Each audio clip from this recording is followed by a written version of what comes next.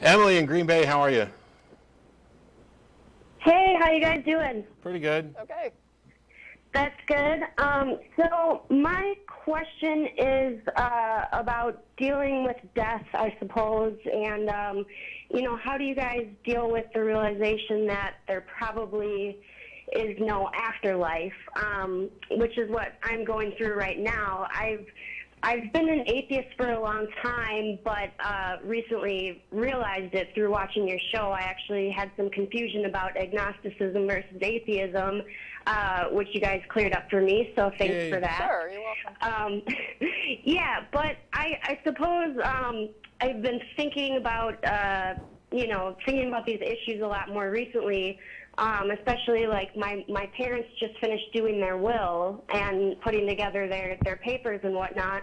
And, I found out that they've put me as their power of attorney for, if they come to a situation where they can't make decisions or, they're too sick to make decisions at the end of their life, then I'm that person who's going to be making those choices. Sure.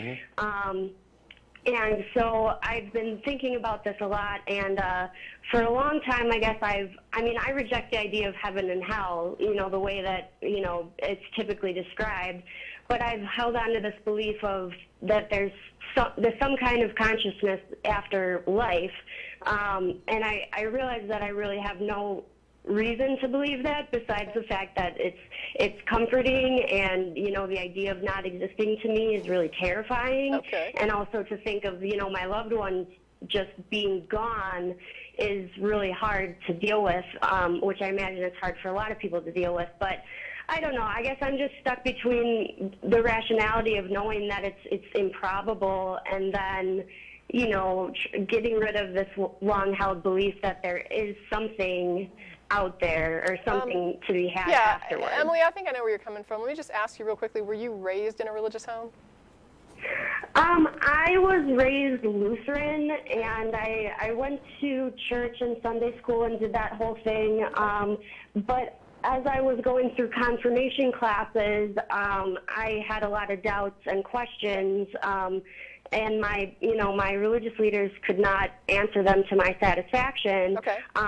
So I didn't end up going through confirmation, because when you go through confirmation, you have to make like a public profession. It's okay. Wait, Emily, let me interrupt you here. Okay, so Lutherans would have concepts of hell, correct?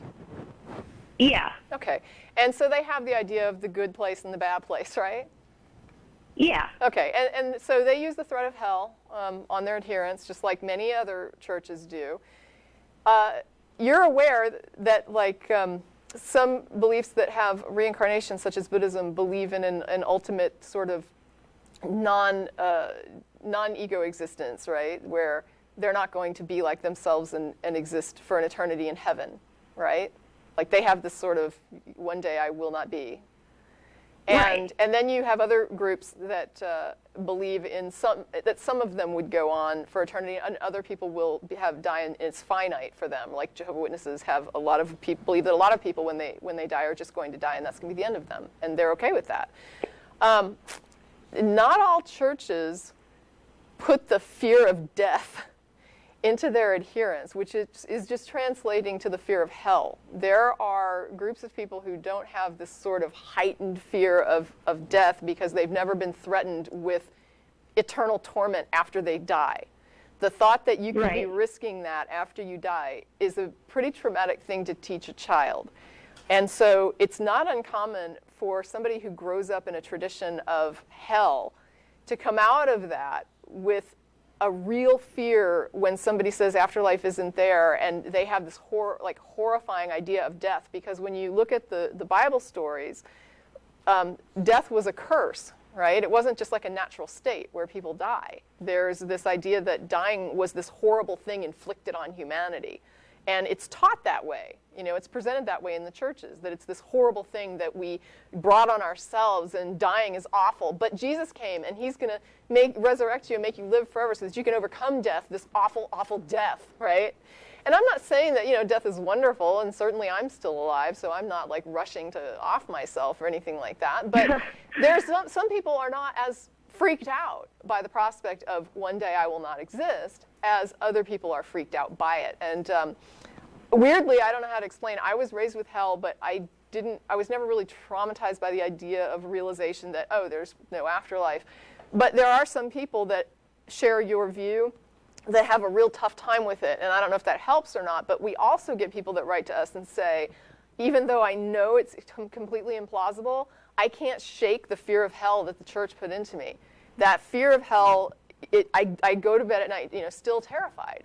Well, luckily, I think most people get over that or don't even have it once they realize it's not real. But some people, even when they realize it's not real, it can't hurt them, still are afraid of it. I guess like a scary movie or something that frightened you when you were little. You might be afraid of a dog if you got attacked by a dog when you were 3. And even though you know that dogs aren't going to, they're not all horrible, terrifying monsters, when you get older, you might still be afraid of them, even though you know it's an irrational fear. And that's kind of the thing. And what you're kind of describing is it's an irrationally maybe extreme fear of death. Not that the fear of death itself is a problem, but a phobic-styled fear of death is a problem. And the idea that losing this afterlife, is a scary thing, because then I'm just going to die, and it's like, well, yeah, and we're all going to die. And for some of us, that's very easy to accept. For other people, that's kind of a shock, because it almost feels like something got taken away. But there's an analogy that I've heard people use, that what if you thought you had this trust fund set up for you with $1 million in it, and you were raised your whole life believing that when you turned 18, you'd get the $1 million, and then you turn 18 and somebody says, nope, there's no trust fund, it was all just a joke. You're going to feel robbed, even though you never had the money. Right? The money was never real. You never had it. But somebody promised you this, and now you're not going to get it, and you feel like $1 million just got stolen from you, don't you? Right. Yeah, I see what you're saying. There's actually, that was something I was going to mention, but the other thing that I'd mention is that not only, you recognize already that there's no good reason to believe this, but not only is there no good reason to believe it, I think there's good reasons to believe that it's actually false. We don't begin to pretend that we know everything at all about the brain, but when it comes to the things that make me, me, those things appear to not only be the product of my brain, my memories, my preferences, likes, dislikes, who I love, etc. All of those things kind of combine to make up my identity, and they seem to be derived from the brain. And we know from people who have suffered brain trauma that any one of those things, or all of them, can be altered and or completely reset. There are individuals who suffer traumatic brain injuries that lose their memory, or whose personality changes dramatically. There's V.S. Ramachandran tells a story of a split brain patient. So they had a hemispherectomy, and each of the hemispheres of the brain had a separate identity and personality, such that one side of the brain identified as a theist and the other side of the brain identified as an atheist. And these completely different identities. And so how the hell does soul, Sam Harris has talked about soul math in zygotes, with the splitting and the rejoining. How does that work? Did we suddenly get two souls? Is half of the brain that has a personality and identity that feels completely separate from the other? Does it not have a soul? None of this makes any sense. And what we know is when the electrochemical energy in the brain stops and everything dissipates till we finally get to a state that we're clearly able to identify as dead, and we're still not really good at defining death, either the entire process or the moment of death. Or at this point, you're no longer revivable. We may get to the point where it's trivial to revive people after much, much, much more time being quote unquote dead. And how does that count? So we have really good reasons to think this isn't true. But in addition to what Tracie was saying about not feeling like you've lost anything, I had a relative this past weekend tell me that she won't watch scary movies after dark. And she's a religious individual, and I mulled this over for a long time, because oh wait, so you'll watch scary movies during the day, but you won't watch them after dark. What is it about the after dark that changes the nature of this? And it's got to do with the things that we are raised to believe and be terrified of. The dark, the unknown. The dark represents the unknown. The dark represents death. At night was when your brain shuts off, and if you die in your sleep, you're never going to know that you died. And all of these things kind of culminate into kind of building our fears of death. And I for one, whether or not there is an afterlife, am an advocate of doing what we can to educate people about the truths of this so that they can do a better job of preparing for their own demise, preparing for the demise of the people that they love, and that, as Penn Jillette offered, they can treat people right the first time because they're not going to get a second chance in an afterlife. And then if you find out that you're wrong and there actually is an afterlife, oh well, you haven't lost anything in preparing for finality only to discover that it wasn't.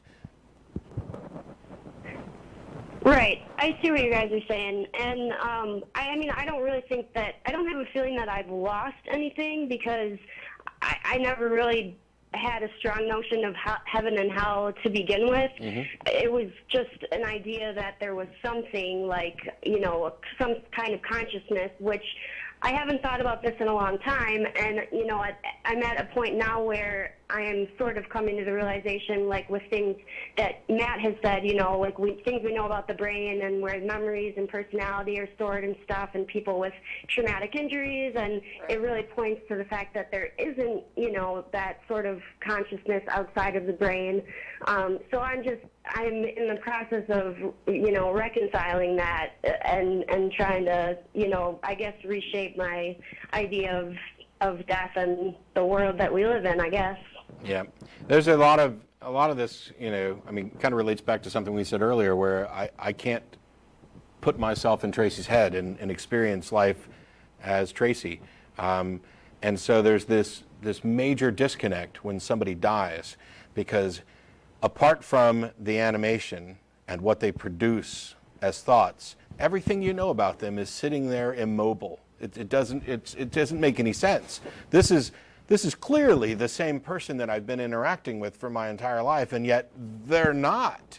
And so something must have left, and that's where you get this idea of a soul, rather than something has stopped working, and that bag of meat and bones there wasn't the sum total of, you know, who I thought there was, the active process as well, the fact that it was a moving, thinking entity.